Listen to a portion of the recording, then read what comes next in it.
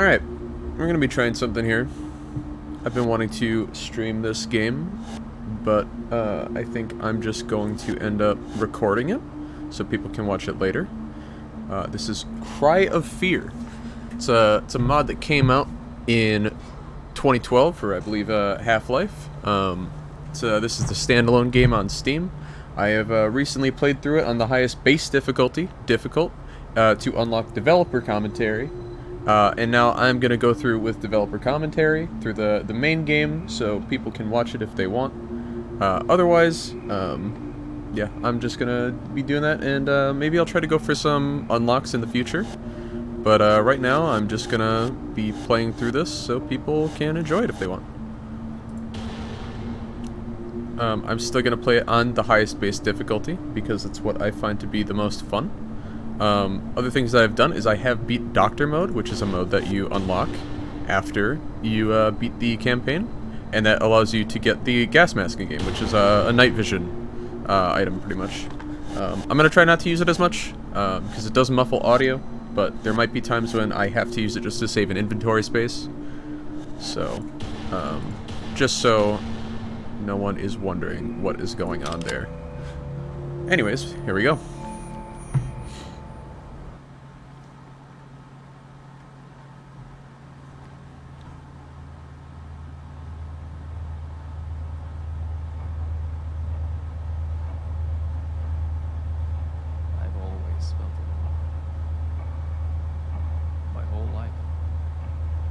As long as I can remember. I don't know if I like it or if I'm just used to it. But I do know this. Being lonely does things to you. Feeling shit, bitter and angry all the time just eats away at you.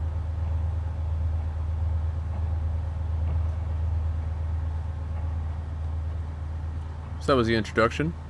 Simon is the main character. He was speaking there. I'm probably going to turn the volume up as soon as I get in the game because that was a little low on my end. I'm not sure how it's going to come through in the recording, but I will be raising the volume, yeah.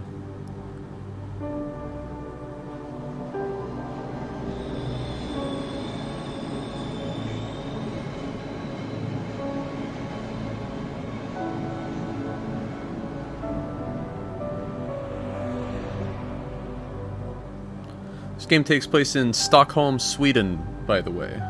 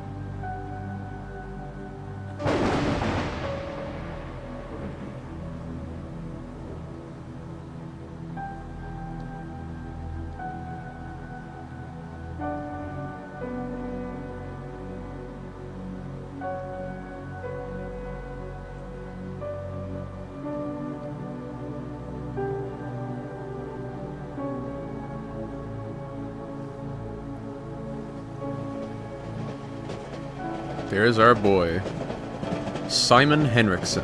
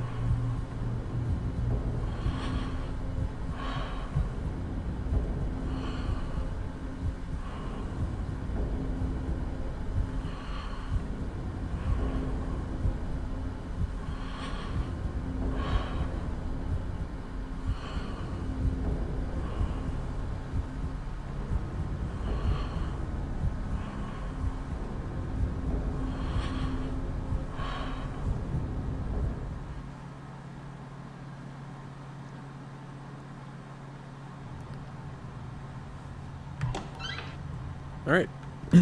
This is the start of the game. Got a Half-Life 2 poster there.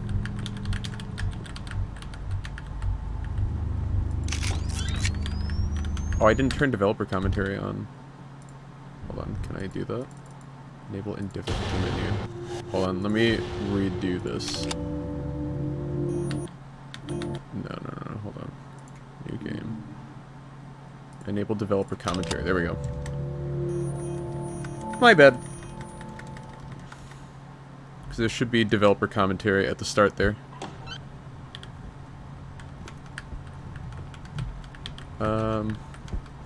Maybe not? Oh, here we go. Hello, I am Andreas Rönnberg, also known as Rumple, and I'm the level designer and leader for Cry of Fear. And in this map, we added a camera sequence, and you may wonder why we added that. That's because from the beginning we decided to have Cry of Fear as a simple mod. I mean, when I started the project, I wanted Cry of Fear to only be just a sick mod that I wanted to be really scary. And why you were taking photos was because Simon had like a psychosis or something, and he had killed his mother and went around taking photos of her. But we scrapped that later on, and we decided to just have this sequence to be a nice little thing, because having this sequence is scary because it makes you unable to know what will happen when you take photos, and I like that. You just raise the volume while I have the chance.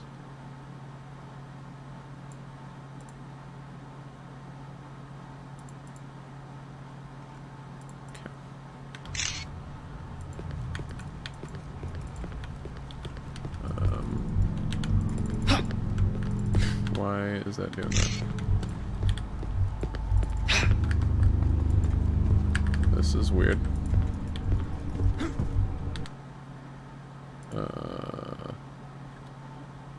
Oh. I am big dumb.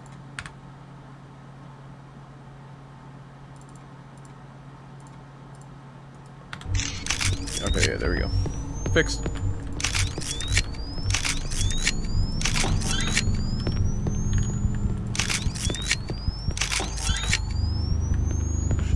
Developer commentary, yep.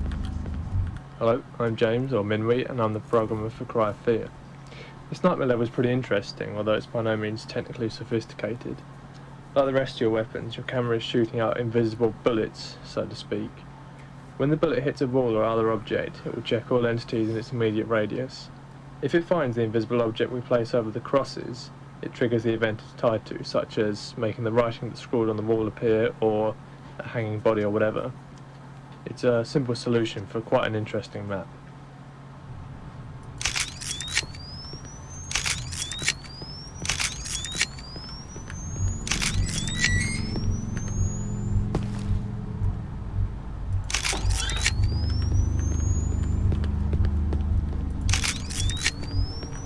Beta testing this mod was more than I asked for during the final stages of development. First of all, because it was so amazing to actually play the mod and see how everything worked out and was still getting worked on. But also because the mod hates me. I had so much trouble getting it to work because of bugs and whatnot, and no matter how many times I tried, I couldn't get it to function properly. This, on most part, was user error by me. I failed to update properly and generally lack any experience towards coding. My point is that you players and fans, I hope, have no idea how lucky you are to play this final version of Cry of Fear. The work that Andreas, James, Georgie, Stig and Aida has put down into this mod is nothing short of awesome.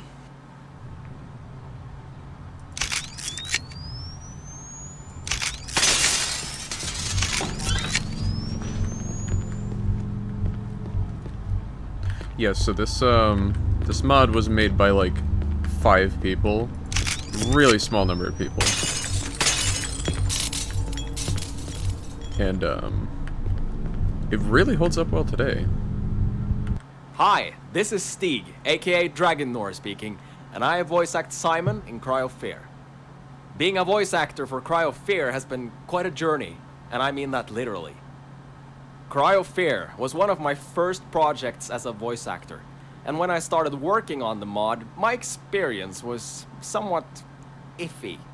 Since there's a lot more work involved in switching out the lines in a choreographed cutscene than just switching out the audio, you'll notice a very distinct difference between the first scenes, which were also the first lines I got to work on when I joined, and the later ones when it comes to acting technique, as they're literally years apart in acting experience. But at the same time, it sounds like Simon goes from being somewhat naive to becoming more hardened as the game progresses, which makes for good character development. So yeah, that's one thing you'll see is that Simon seems really reserved early on, or just like kind of clueless, and then he gets a lot more brass towards the end of the game.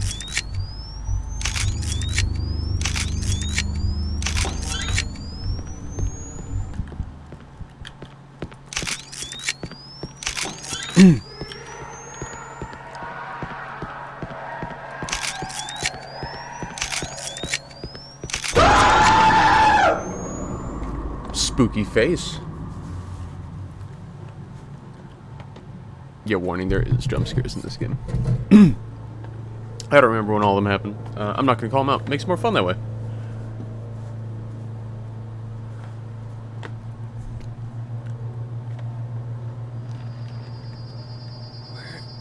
Am I?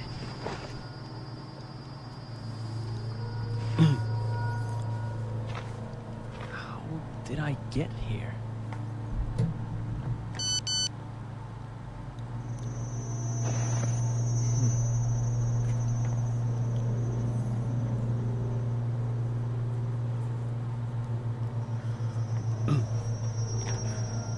So, as we saw from the intro, we just got hit by a car, and we just woke up in this alleyway. Here we start with Simon's Switchblade, which has two different attack modes. There's the quick slash there that you saw, and then there's this, which is a little bit slower, but pretty much the same. We're pretty much going to be using that over everything else because of the phone having a light on it. And as you can see, we get a text from our mom saying to come home as soon as possible.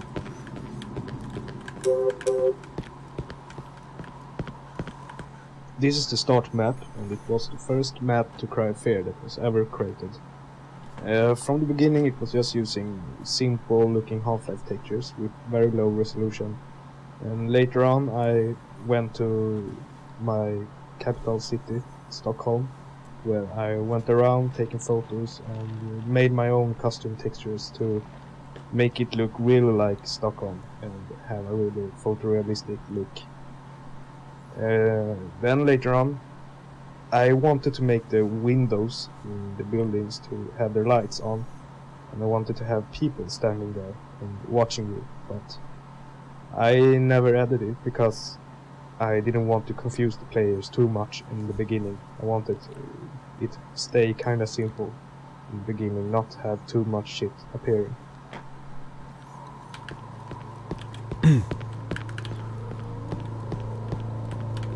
It's very interesting hearing how this specifically was made. So, if I'm not mistaken, this is our unlocks room? Yep, and there is developer commentary in here. Very early on in development, we decided we wanted to have extensive unlockables. Somebody came up with the idea of custom hoodies, and this presented a problem to us. There are so many instances of the Simon model spread out across the models folder that it would be almost impossible to go through every single model and replace it with a different hoodie version each time. I came up with a simple solution of replacing every single instance of Simon's hoodie texture loaded into any kind of model with an external TGA texture. In this way we can have many combinations of clothes without using multiple models. So that's the thing, there are different, like, clothes for Simon, pretty much, that I unlocked. So you can see here, it's like Afraid of Monsters, which is a mod beforehand, and then this one that you saw here, the Hello Kitty suit. Pretty funny. Sick Simon. This is this would be Simon towards the end of the game, pretty much.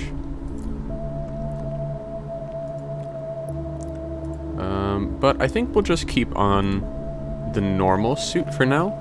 There are other things I could pick up here, like the MP5 that was unlocked, but I think we're just gonna go through the game without that, except for having the benefit of the night vision. Again, I'm gonna try to not to use it too much, but we'll see what happens. This padlock puzzle is one of my favourites in the mod, because it's so intricate. It relies on many variables. As you may have noticed, the number is actually randomly generated from 11111, yeah, to 9999. So that means you can't just play through the mod and then remember what the previous combination was next time you play through. As you well know, this puzzle relies on a couple of things: gathering the username and the password, which aren't quite randomly generated, but the username and password is picked from 32 different usernames and 32 different passwords, and they can be combined. Again, so you can't just play through the mod and do the puzzles without, you know, actually properly doing it.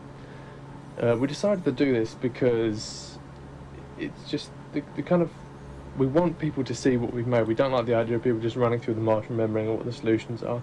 We want people to actually see what we've done, especially Rumpel's work on the churchyard area where you get the username and password. It's very, very good mapping. We want people to experience it. Yeah, so that's that's one thing, is that this game is meant to be played multiple times, and they have like randomly generated passwords and stuff for the puzzles. It makes playing the game multiple times pretty interesting, because you have to keep doing them. This map was from the beginning made by James Minwee, and it was intended to be a secondary route to the apartments. But we scrapped that because the map was never finished. So, and we also thought that it was unnecessary to have two routes, and it would take too much of our time to make it. So I decided to extend the map instead and add this little small town that you run to with those small streets. And that part is actually a replica of a town in Stockholm called Gamla Stan. And also the square in this town is a replica as well. And it's called Stortorget. And the church there is called Storkyrkan. And actually those sounds from the clock sounds from Storkyrkan in the Cry Fair is real sounds from Storkyrkan in real life. And I head there only to record those sounds. That's how dedicated I am to this mod. Yeah, again, the people that made this mod put in a lot of work, and it's it's very apparent, as you'll see throughout the game. Even though it's very crude, like you could kind of see the skybox there looks a little weird at the top. And obviously the textures are very like 2012-esque, but like this game really does still hold up today due to the work that they put in.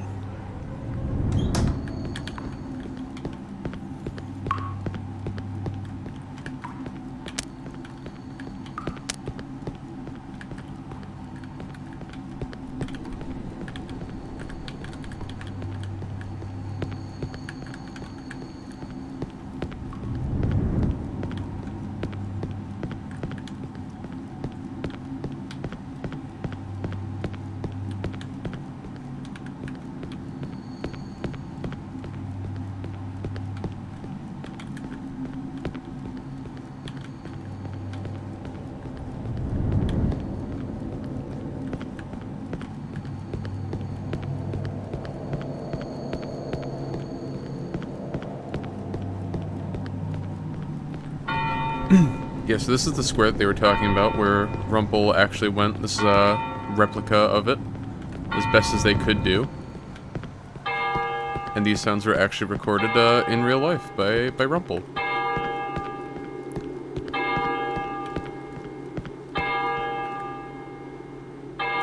Apple 45. I'll check that developer commentary in a moment. I want to get the username and password first.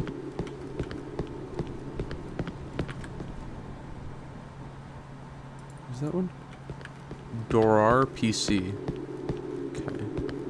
So Dorar PC and Apple 45. You'll notice that all of the notes you can read in the mod come up as fully bright models, and the reason for this is because there's a lot of kind of clutter in the mod. There's a lot of random papers scattered around, newspapers, bits of scrap and all that kind of thing. So to help players to easily identify what you can and can't read, we made the notes, just like the weapons, come up as full bright.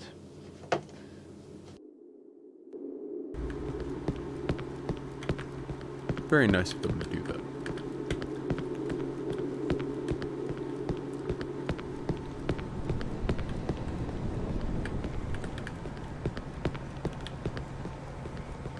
I don't think there's anything that we could pick up in these first areas, but I do want to just double check, just in case.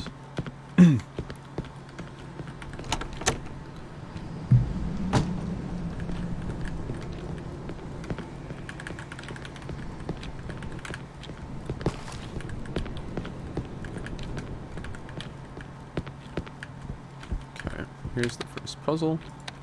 It was Dorar PC and Apple 45.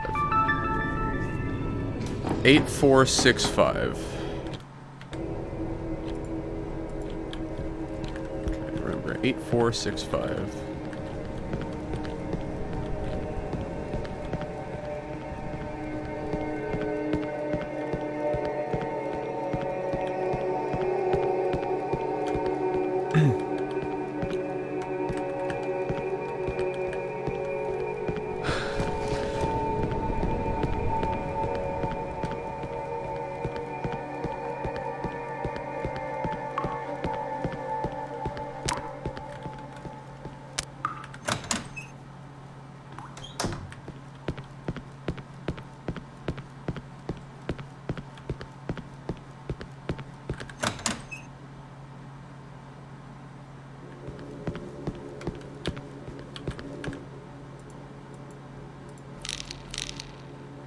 Eight,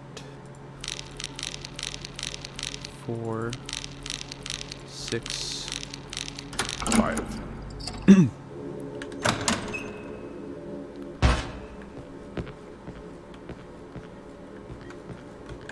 So yeah, it did say I could put some items in my quick slots, which I'll just do for now. It's gonna change later.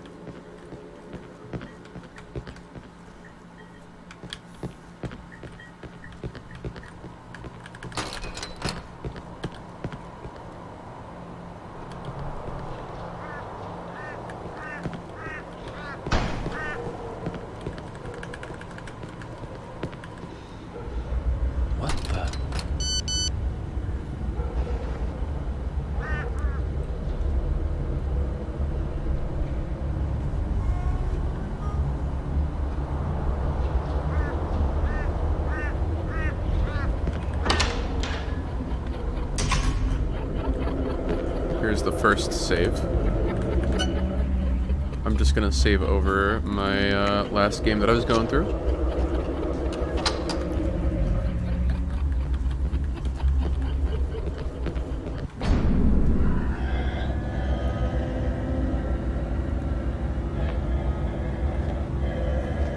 So here's where you're gonna see the first bit of combat.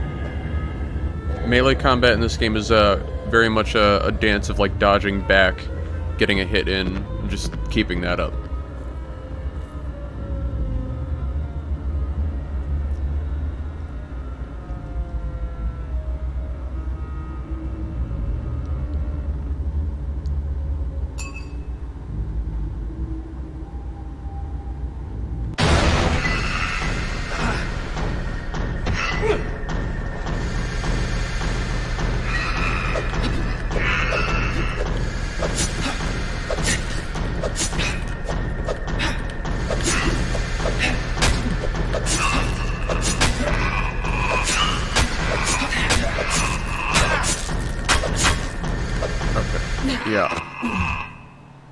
I forgot how fast the fucking knife is.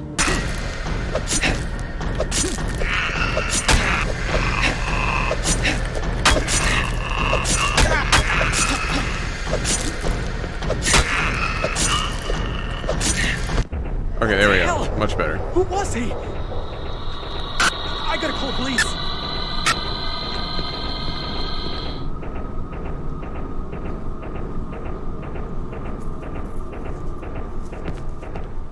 Damn it!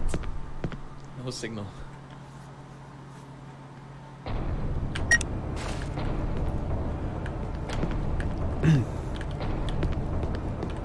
Yeah, so the first part of the game is going to be a lot like this, where it's going to be kind of a struggle because we don't have a gun. Anyways, let's listen to the developer commentary. I'm actually very proud of the work I've done with the ladders in Cry of Fear. This was actually added very late in development, probably later than it should have been because it's quite a lot of work. This was after we started working with model-based cutscene cameras. If anyone's familiar with Half-Life mapping, they'll know that normally you have to use normal Half-Life entities and special objects that the camera will move to and from. That's very annoying to work with, and you don't really get a good representation or idea of what the finished product will look like until you've compiled the map and tested, etc., etc. So I developed a system whereby you animate the camera in 3ds Max and you see what's happening in the viewport there. You export the map to a DXF, import it into 3ds Max, and then you can fly the camera around as much as you like. Using this technology, I realised after looking at how shitty the ladder system is in Half-Life, where you just slide up and down, I decided I want to improve it by having a animated one. So I knocked up a quick animation, which actually ended up being used at the final thing with a few tweaks. This was actually inspired by Turok 2, which I played years and years and years ago, and that had a ladder system similar to that, whereby the screen would kind of shake around as if you were climbing up, and I was very impressed by that back at the time, and I just thought, why not? Yeah, so you're gonna see the ladder animation is actually pretty good. It's meant to kind of feel, make you feel a little bit vulnerable because you can't really look around while you're on it. But in like Half-Life, in even like older Call of Duties, you would just walk up to a ladder and you'd slide up the ladder. But you do not do that in this game.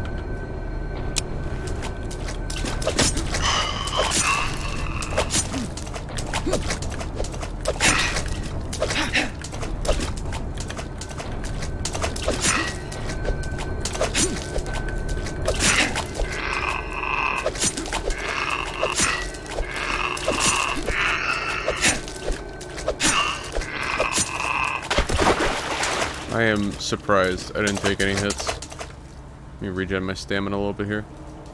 That's another thing in this game. When you crouch, your stamina regenerates a little bit faster, which most games do not do this.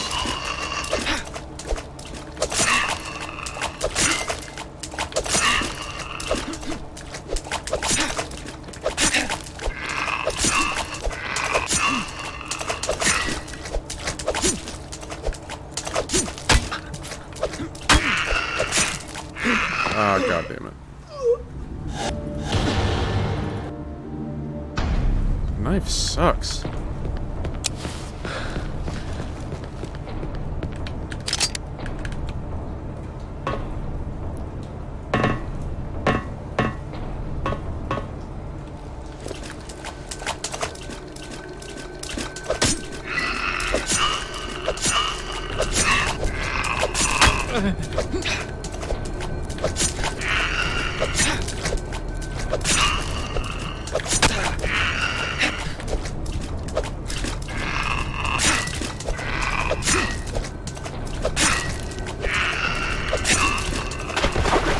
Okay.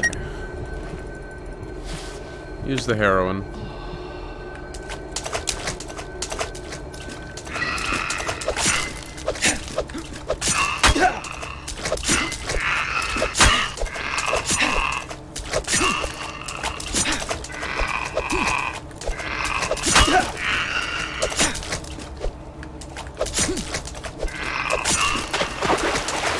take it.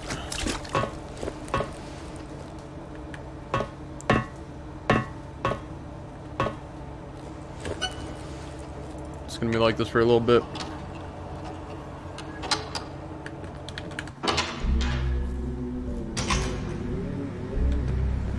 One thing you may have noticed is that when my health gets too low, Simon starts limping. Like right now. Unfortunately.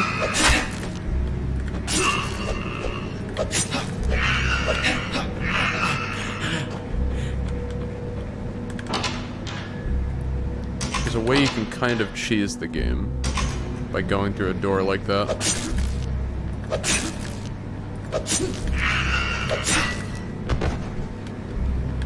What happens when you do that is it'll reset the enemy's position, but their health won't be reset.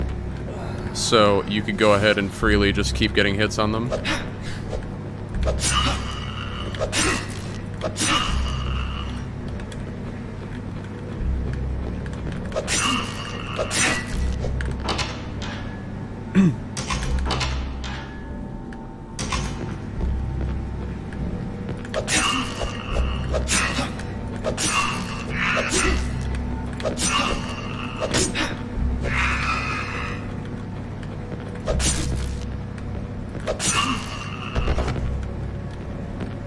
My stamina regenerate a little bit.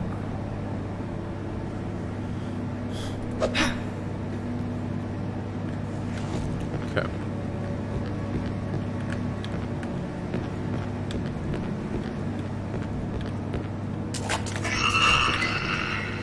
I do not want to be fighting things in water.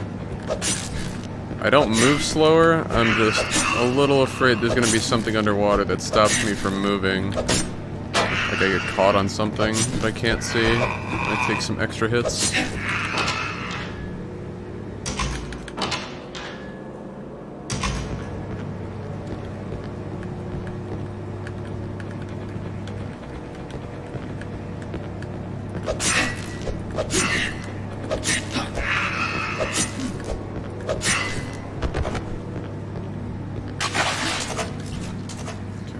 Regenerate stamina again.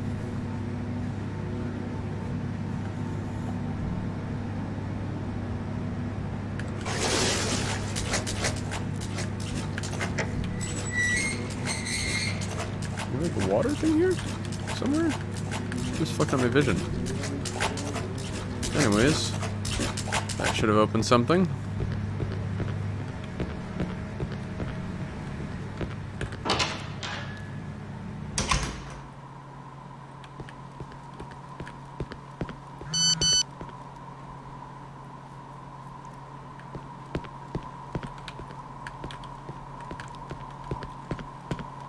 Is there anything back here? Does not look like it. Okay, we have a little bit of a platforming section here to get inside the apartments.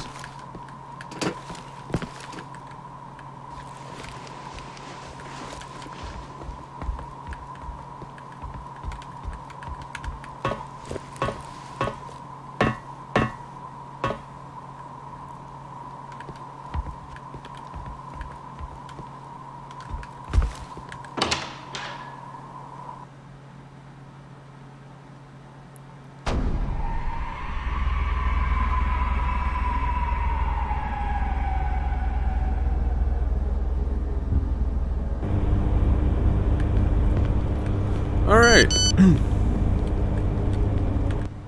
This is the apartments map, and it's also one of the very first maps that was ever created.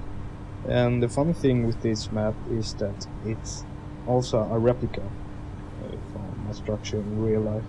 It's the building where my dad lives, and I think it's very cool to be there in real life and run around and play like if you were Silent. I think it's pretty cool, and it looks exactly like the building where my dad lives.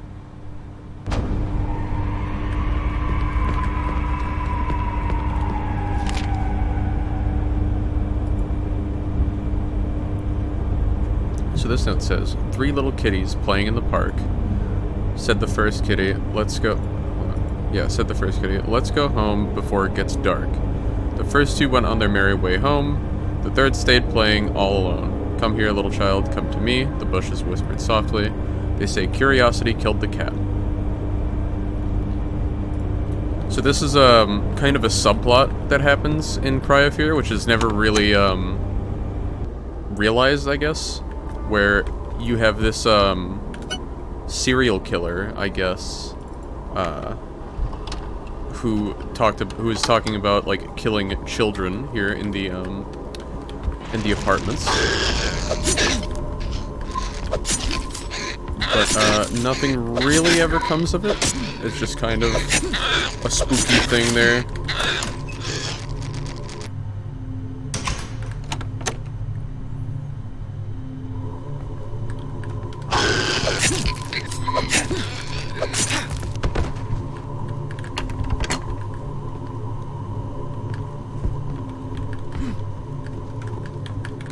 Did I check the other rooms in case I was able to go in them? Can't remember. Door won't budge. This one will, though.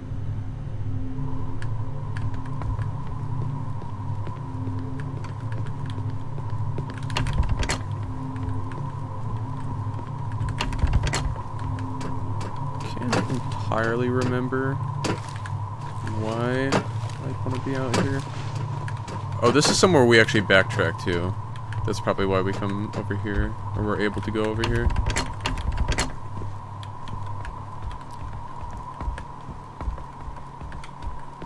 There might have been like an unlockable hoodie in here when I came through here on the first time.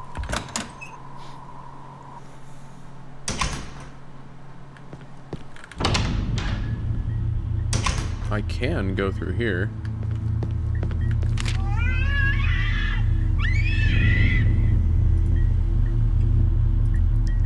Text is going to appear at the bottom of the screen. I'm not going to be reading it for the most part.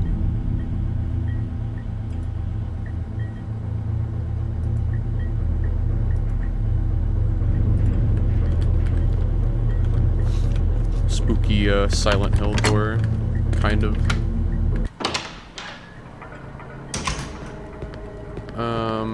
Why was I able to go in here?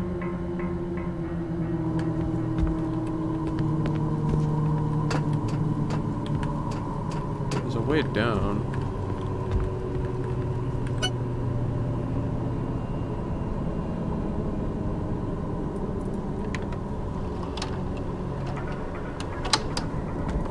I actually can't remember where I'm supposed to be going first here.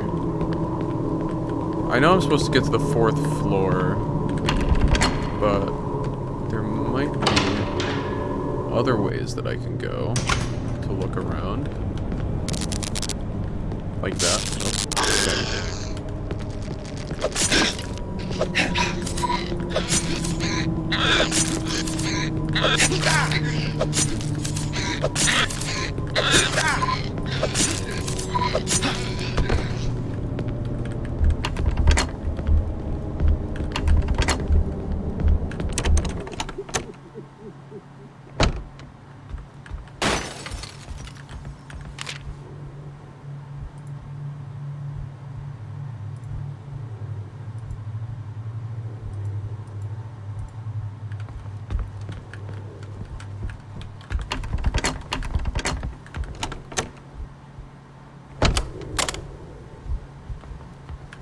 Well, this puzzle may seem pretty easy in that it tells you exactly where to use the key. Keep in mind that it's the first introduction to puzzles in the mod.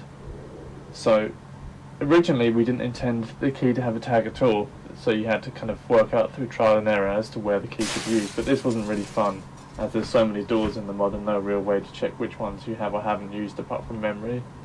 Therefore this was pretty much the best solution.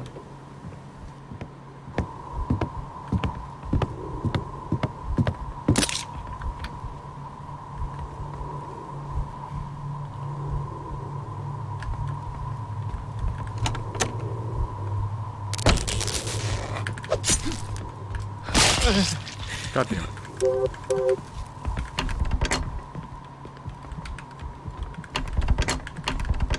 There's a way you can dodge away from that one before it hits you, but I guess I ain't doing it. I need... Oh, wait. Paper access? This one. There we go.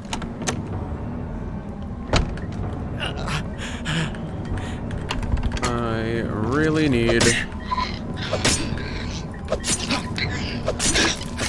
motherfucker. Okay. Well, this is gonna help us, because I'm gonna get a little bit of health back. And I'll probably be able to get past these fuckers.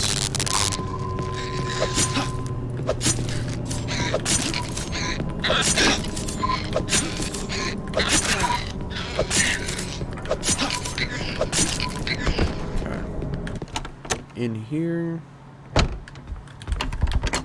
Note on the ground. Whatever. Okay, I have to go in here. Oh, there's a syringe on the ground here. I'm dumb.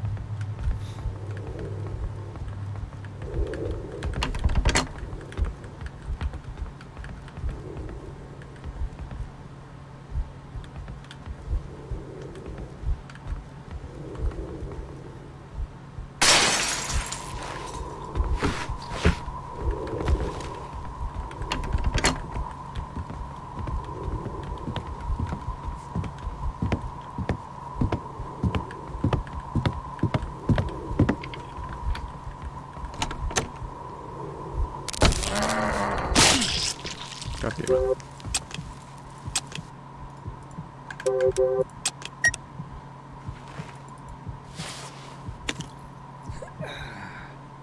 This is another thing, by the way, when you don't have your phone out on its own, it puts a little cone of light on the floor so you can still kind of see.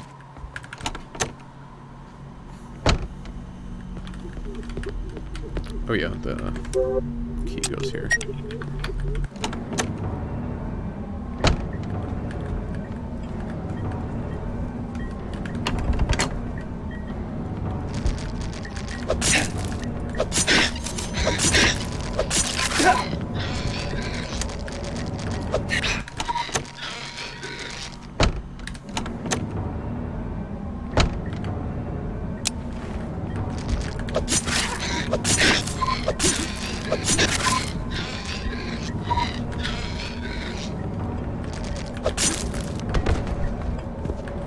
Okay.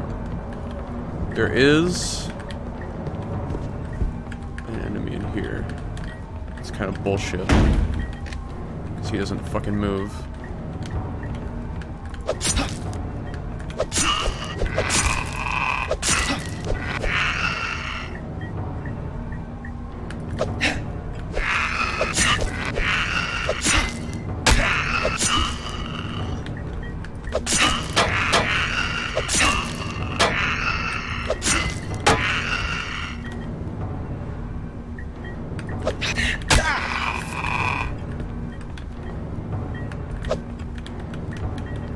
If this locker wasn't here, this would be a lot better. There we go. Not limping, so we'll take it. Ah, shit.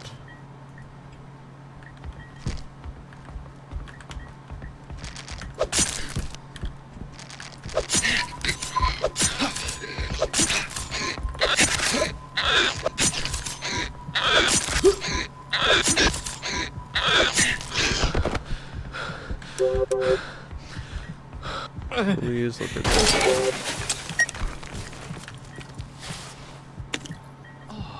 Thank fuck.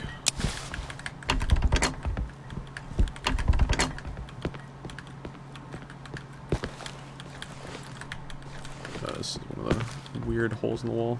Okay. Before I pick up the gun, we'll do the developer commentary.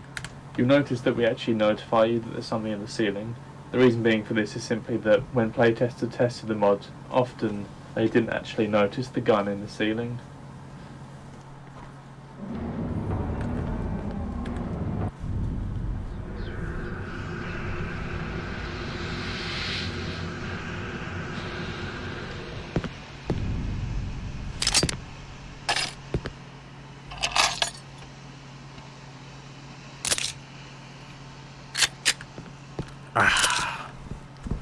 Feels good to have a weapon.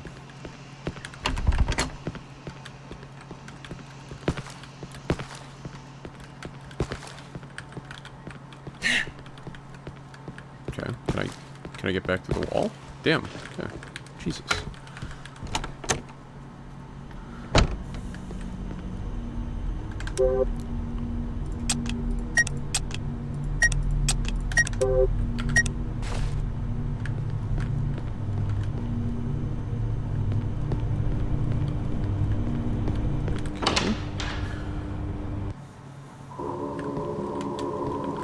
This is another thing as well. When you're two-handing a gun like this, your accuracy is really tight.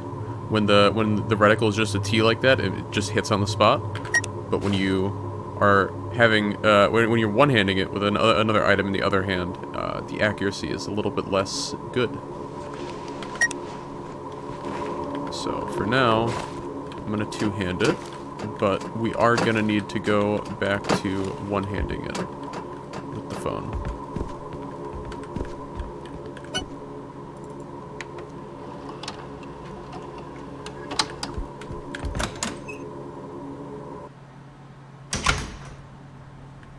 We are good. Keep going. This is where we came in.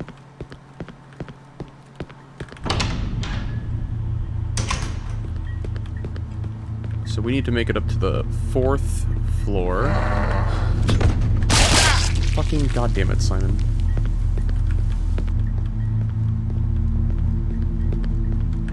I completely forgot those two were there.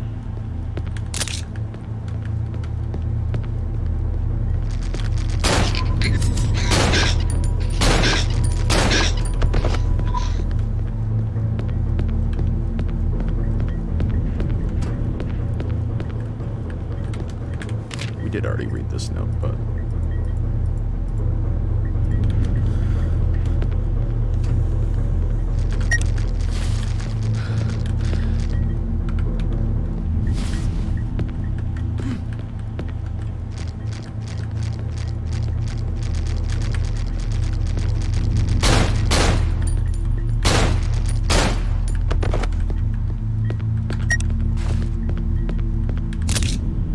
I think this puzzle is pretty nice and it gives players a kind of overall goal in what to do in the apartment, and that's unlock the elevator in the main stairwell.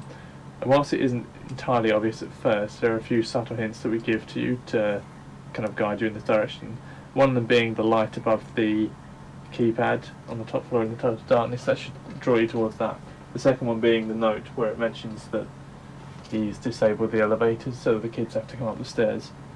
The puzzle, the key code rather, is actually randomly generated, and the reason we did this was because we didn't want people just simply skipping out all the nice areas that have been mapped out next time they play if they just remember the code.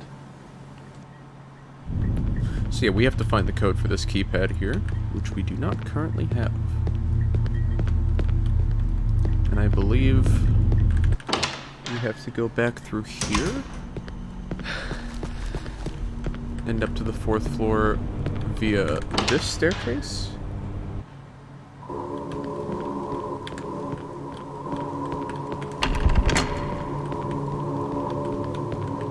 can even go up another floor. Damn. Okay, never mind. You can only go to the 2nd floor from there. What about out here? Yeah, this will give me a moment to save anyways.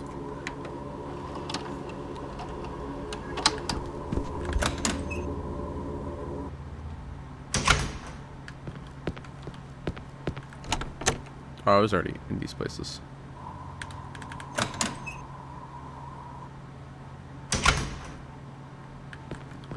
This is the door. Did I get a code? I don't think I did. Door won't budge. Won't budge.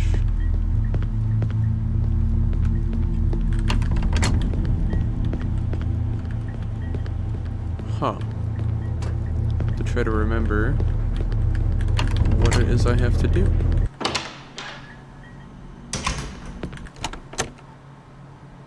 I have a hall key. Key for hall doors. So what doors are locked? Won't budge. This is where I got the gun.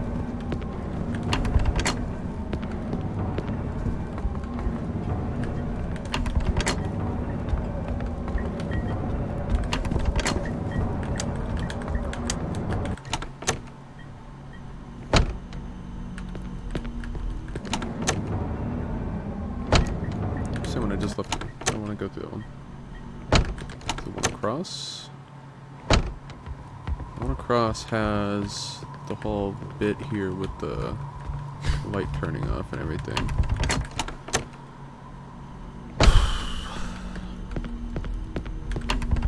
One budge.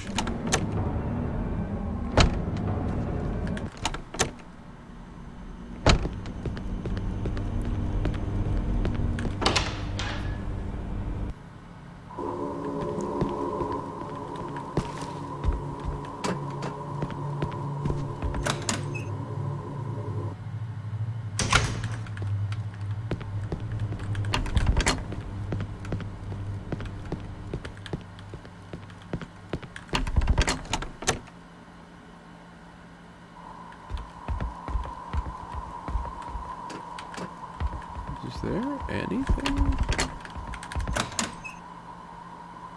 I'm missing something here, definitely.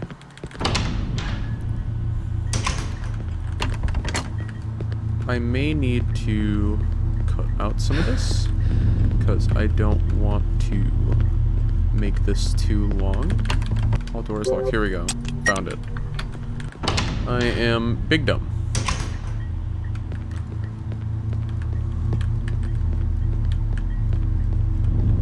Is there anything I'm supposed to do down here?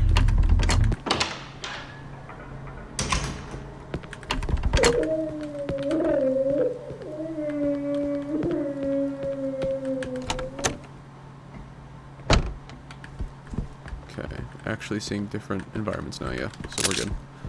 I'm gonna use one of these syringes. You can hold up to 10 in the main story here. In the co-op stuff, you can only hold up to 1, I guess.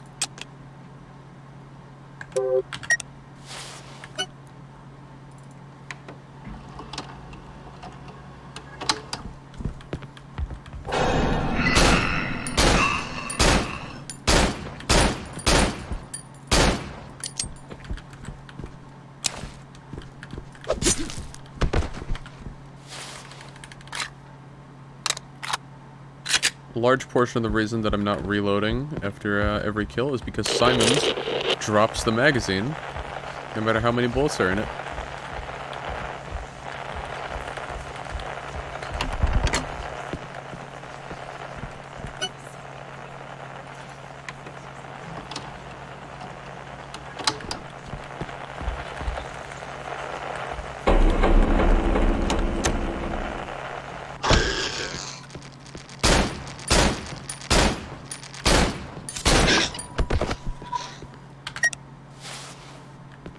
Okay.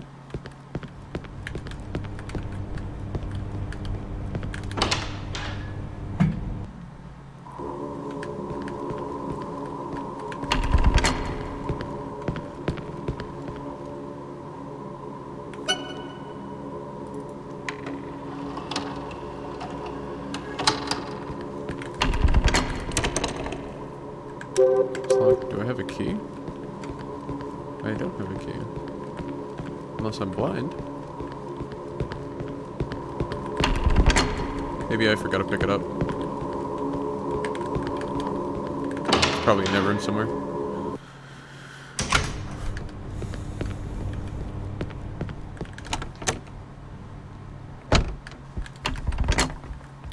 Is there a key?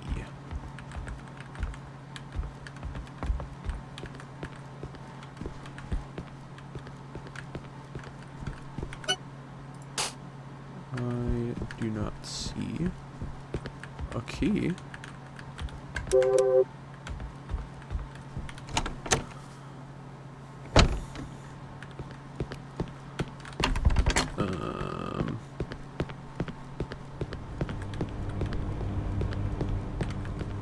this is a predicament.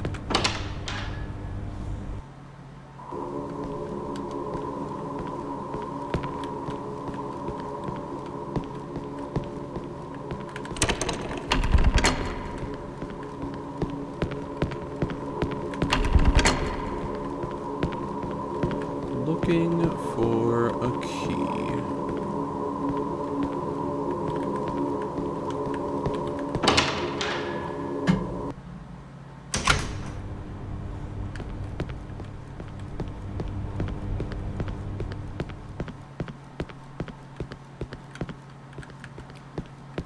Check this room one more time, because I feel like there should have been more in here than just a mag for the Glock. I think I might be just blind.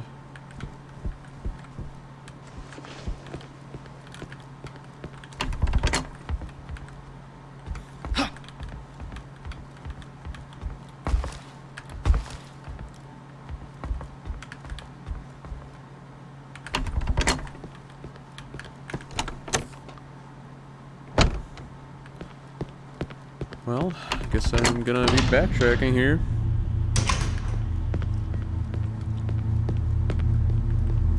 It's just gotta be somewhere that I missed.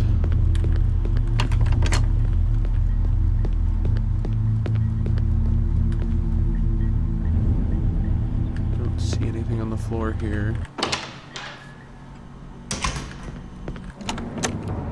Let me double check every room. I'll also probably cut to when I find this key.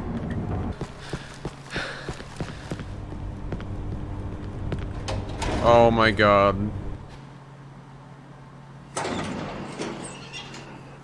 I don't even have to find a key.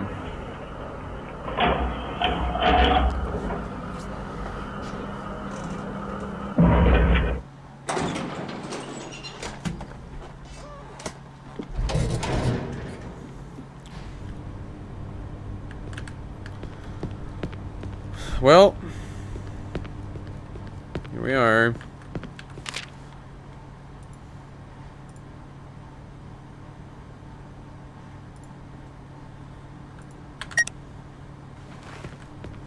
Okay. In here, I guess it's the room with all the blood on it.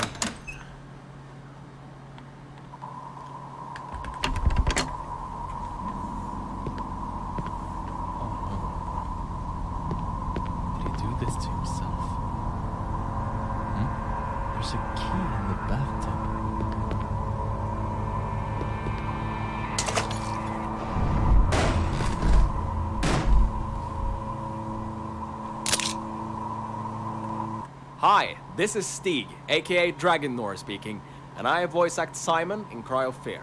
You might notice that Simon doesn't really react to all the blood smeared all over the bathtub in the cutscene.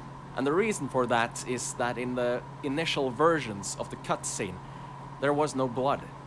The guy in the tub only had the pill overdose, which made it more realistic for Simon to sound like he was confused about the guy overdosing on pills before he got there, but not downright disgusted at what he was seeing.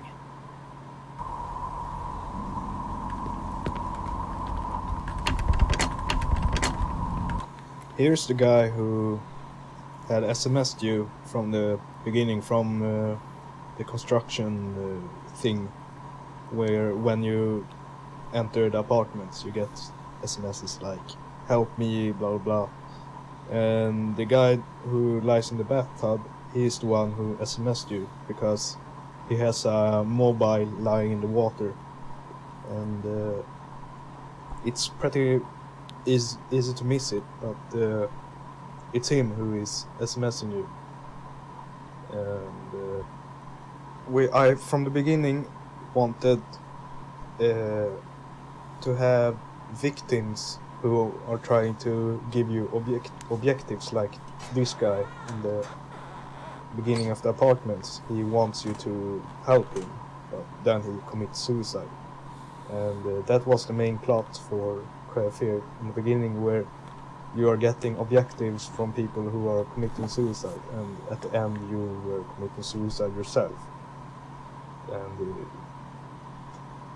we wanted to keep that, but we changed that when we got a voice actor for Sophie, and we really didn't make only suicides. We wanted to have a guy committing suicide in the subway station, but we scrapped that, and in the forest, etc. But we scrapped that suicide idea. And yeah, and after every suicide, things started to happen, like in those apartments where everything gets sick and shit.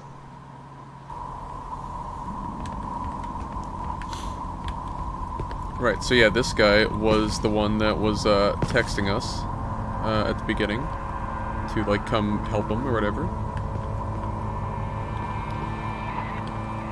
Very interesting to hear the differences from how it was initially going to be developed.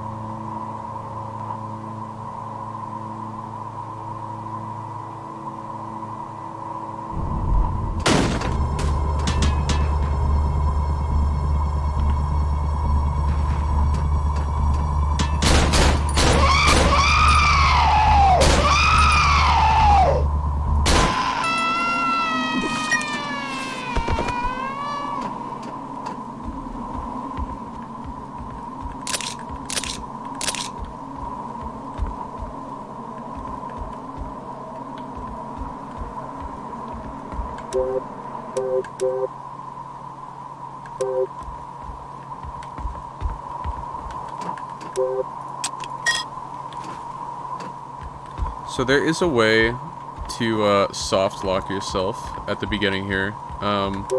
After you discover this guy, the basement key just gets added to your inventory, and if you, for whatever reason, drop this in the room here, and don't pick it back up, and you leave, there's no way to get back in this room, so you'd have to restart.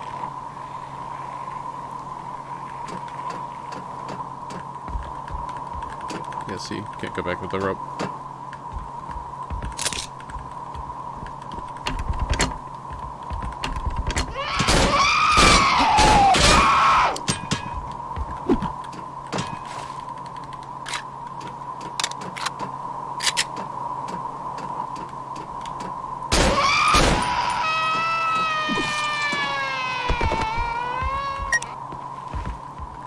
Another thing about those enemies there, if you noticed, when I kill them, they just actually end up killing themselves by stabbing themselves in the head.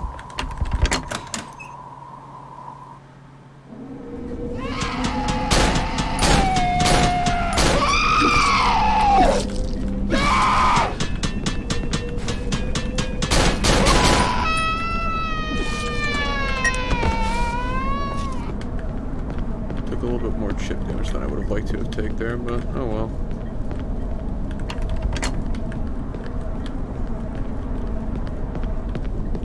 Is this different?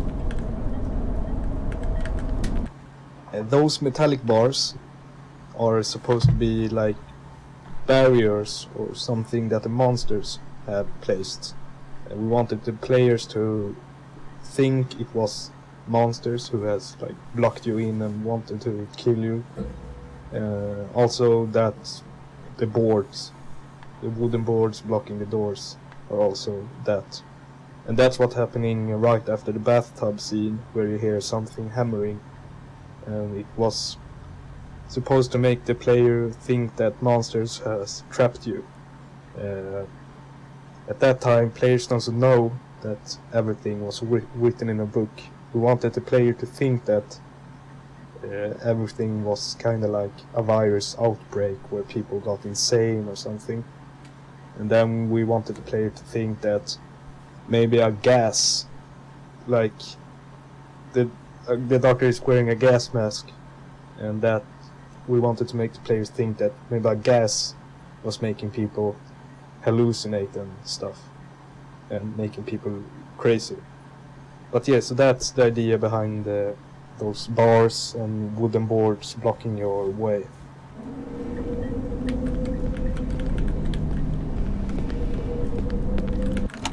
There's a couple things he said in there, kind of like spoilery for you don't really know the game, but you don't really need to pay attention to it right now, because we'll get to the bottom of that later.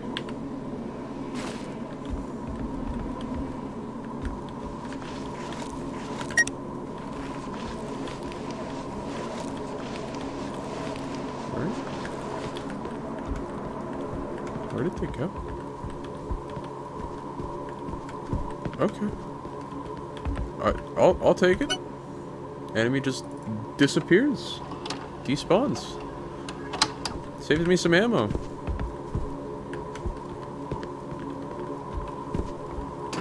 Oh shit. There's another one.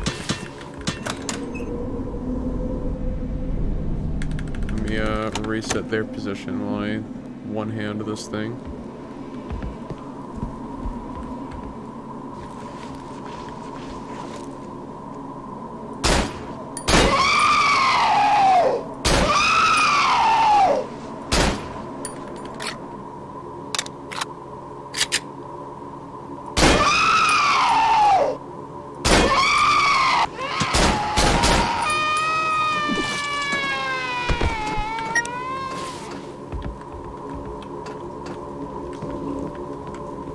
Okay.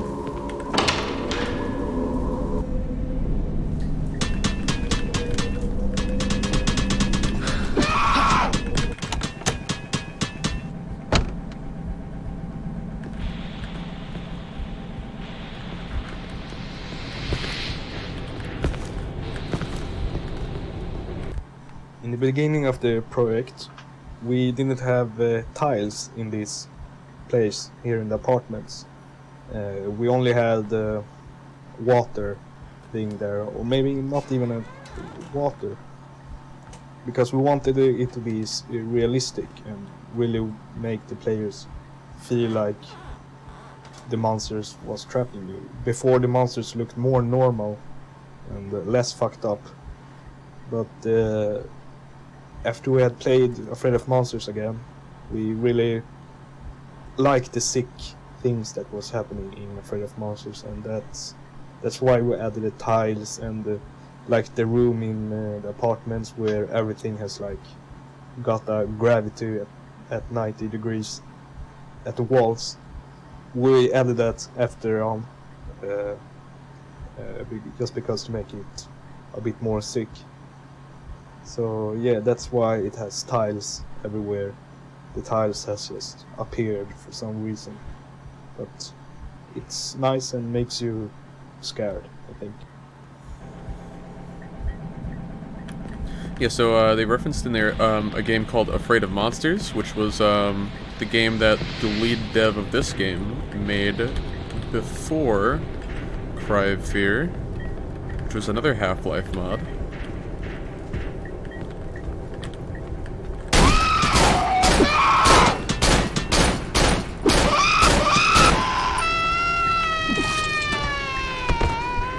I've only got one bullet in the mag, so I'll just drop it.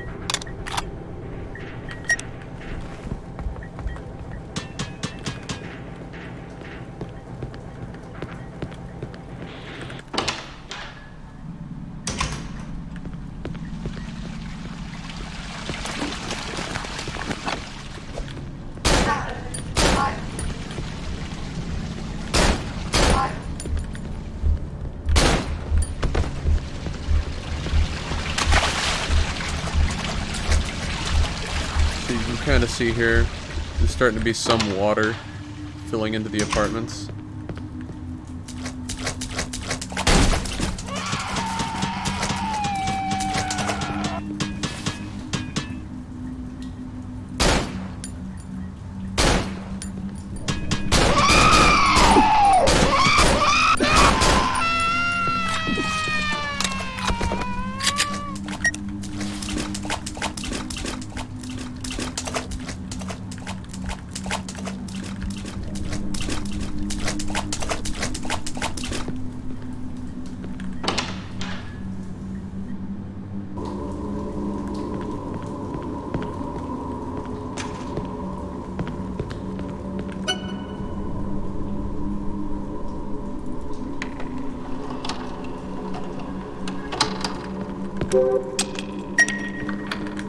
There we go.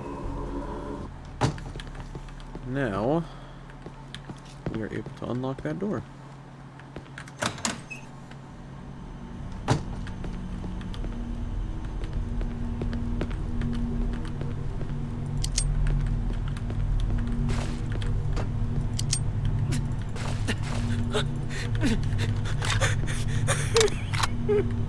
So that's one thing that this enemy does. It tries to make you kill yourself with your own gun.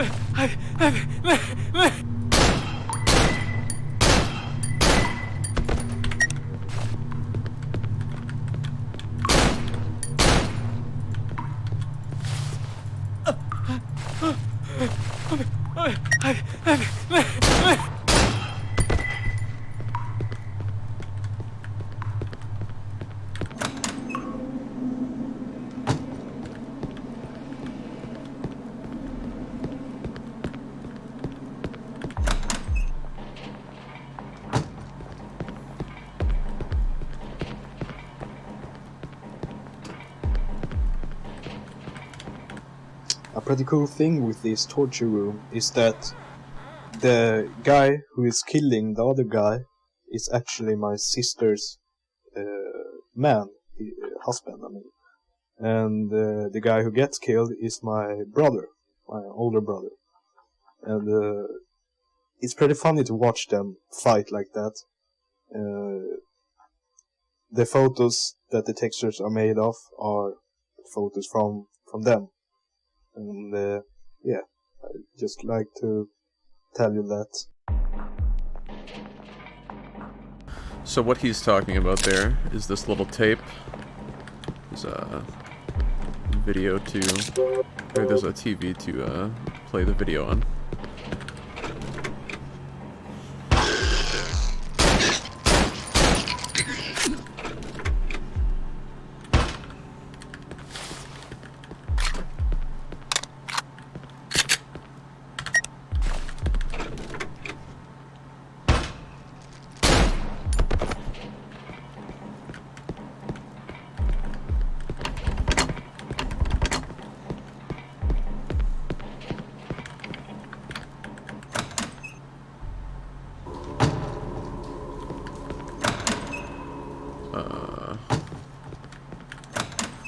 That's right, it's up here somewhere.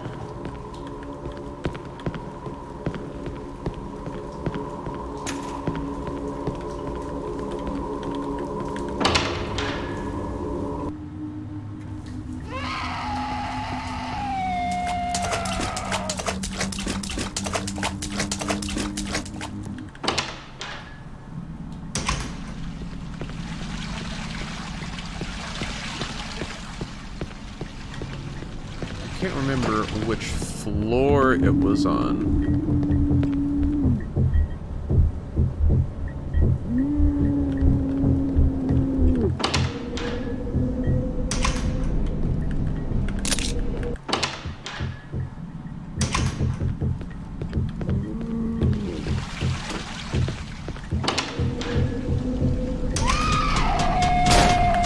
Glitch through the bars!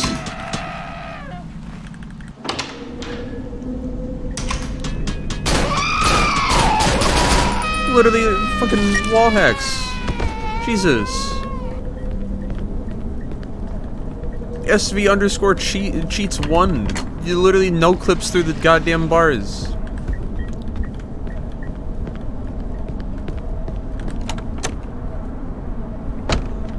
Should be another one around this corner, but I don't care about them.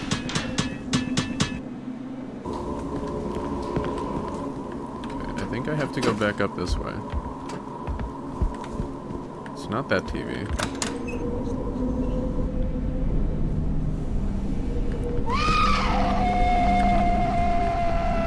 It's not that telly. There's another TV. Not this one either.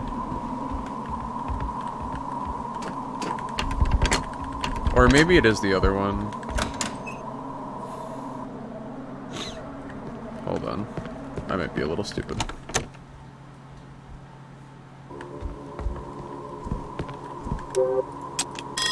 No.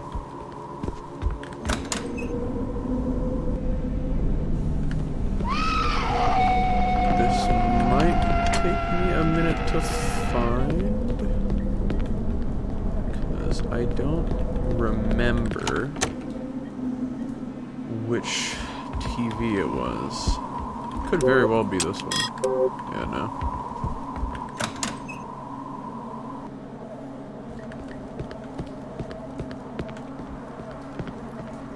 I can't go that way, so I have to go around. Which was... which way? This way?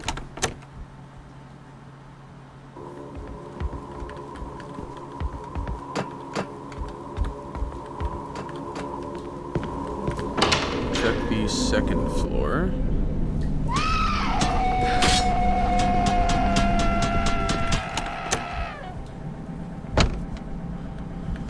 Is there a TV in here? Oh, I think there was at some point. Maybe in here. Yeah, this looks like it. Oh boy.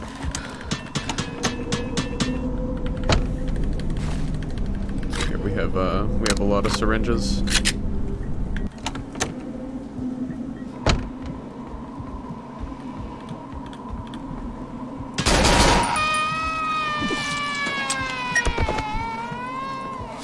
By a lot I mean 2, but it's fine.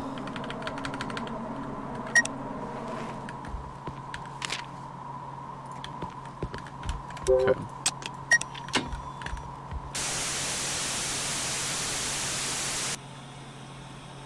So this is the video he was talking about with his brother killing his sister's husband.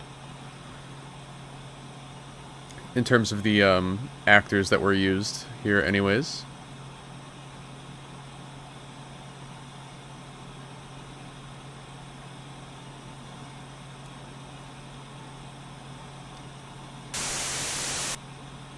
$8739. That is also a randomly generated code each time. 8739.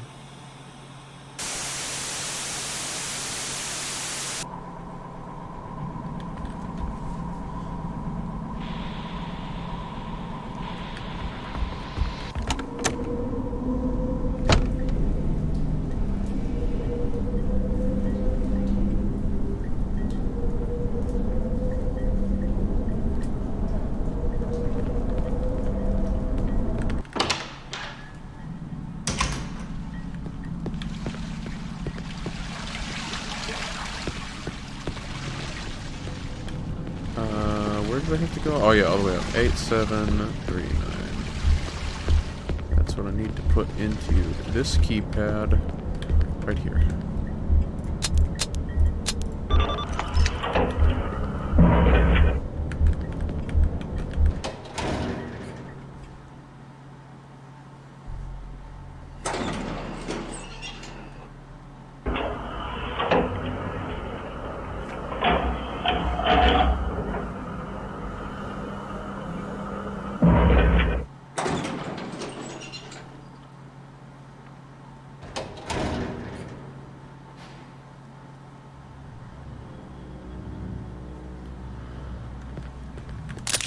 Okay. As you can see, this starting to look a little bit more fucked up.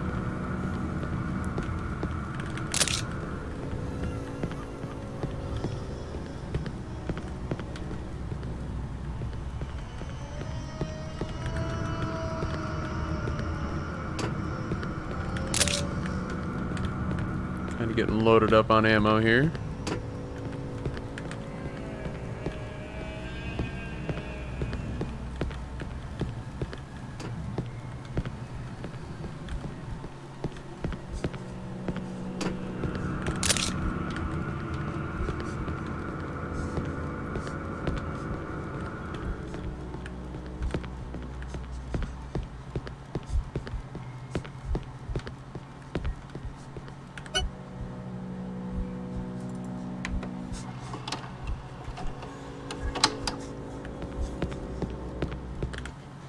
Another way that this mod differs from Afraid of Monsters is that each area is now punctuated by a boss fight, and this marks a milestone in your progress. The reason we added bosses is purely because, well, we like boss fights. They all have some kind of strategy to them, and this is the simple find the weak spot and attack it.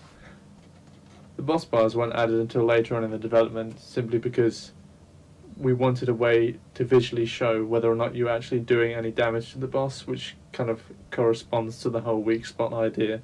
It's nice to know when you're actually making progress with the boss.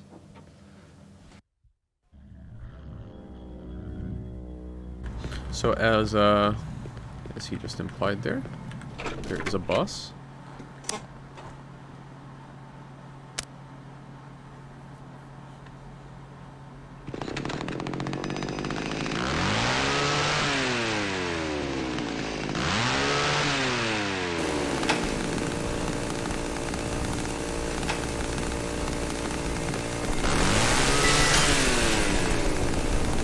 Oh no, there's a pipe blocking the door. Whatever shall I do?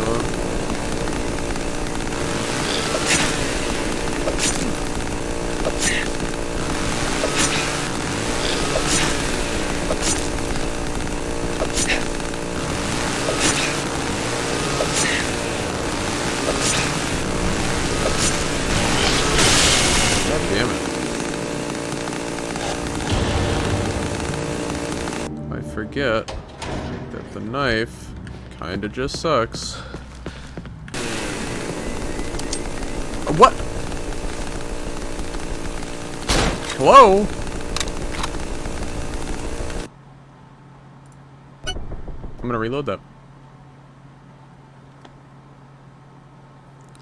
Literally, it stole my mag and then gave it back to me, and then I reloaded. So, okay. Yeah, sure. I'm reloading that. I'm not doing that. I'm not gonna waste a mag like that.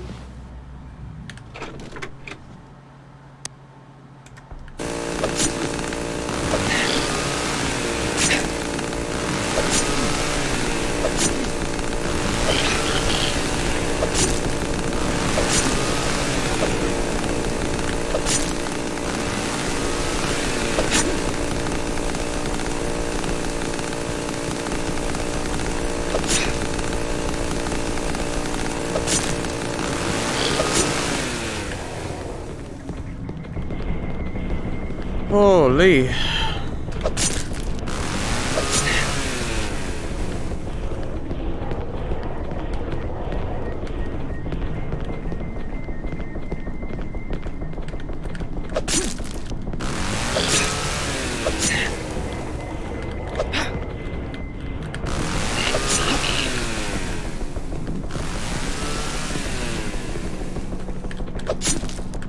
Come on.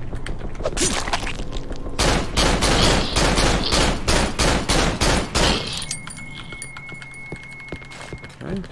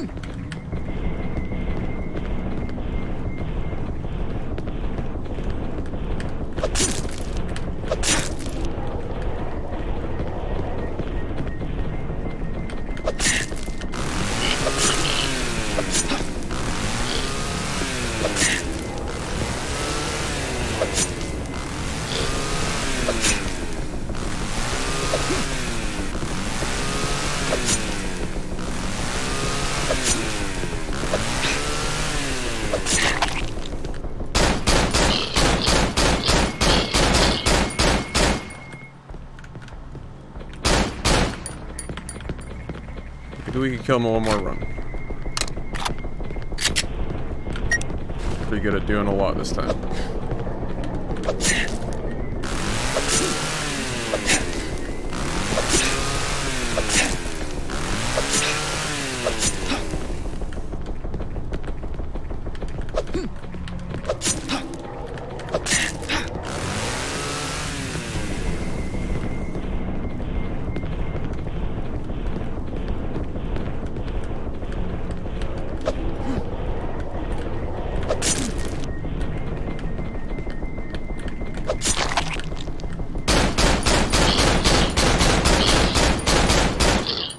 There we go.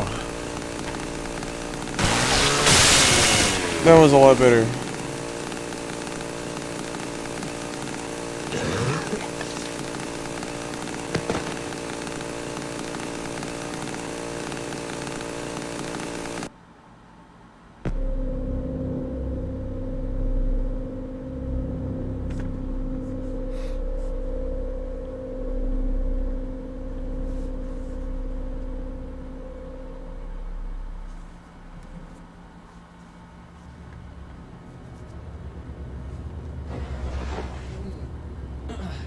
Did I pass out?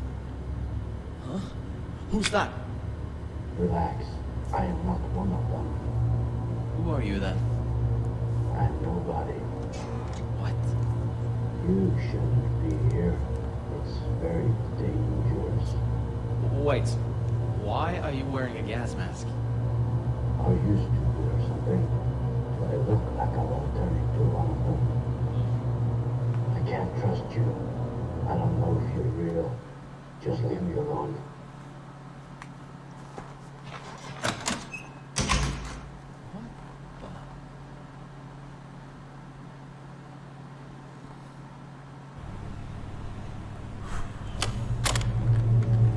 Alright, so that was the doctor.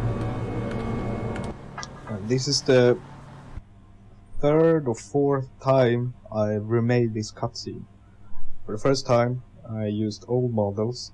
The old models you can find in the very old screenshots with the Simon that I made and the doctor that I made too. But those models didn't move their mouth. They were missing a mouth controller, a mouth bone. So the new models with those bones, they couldn't use the current animation, so I had to reanimate it. But still, the new animations, I wasn't happy with them either. So I had to animate them again, and then again, to make me satisfied or happy with the result. And yeah, about this cutscene with the doctor wearing the gas mask. We wanted the players to think that there was a gas that was making you hallucinate and go crazy and fucked up. So we wanted the players to think that and really confuse them. That's why we made the doctor all strange and wearing a gas mask.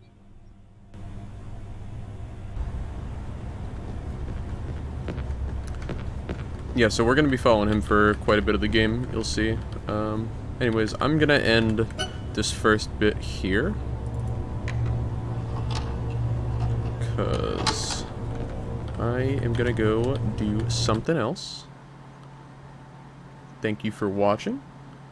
I will upload more of these and record more of these with developer commentary as I keep going. And yeah, just look forward to those.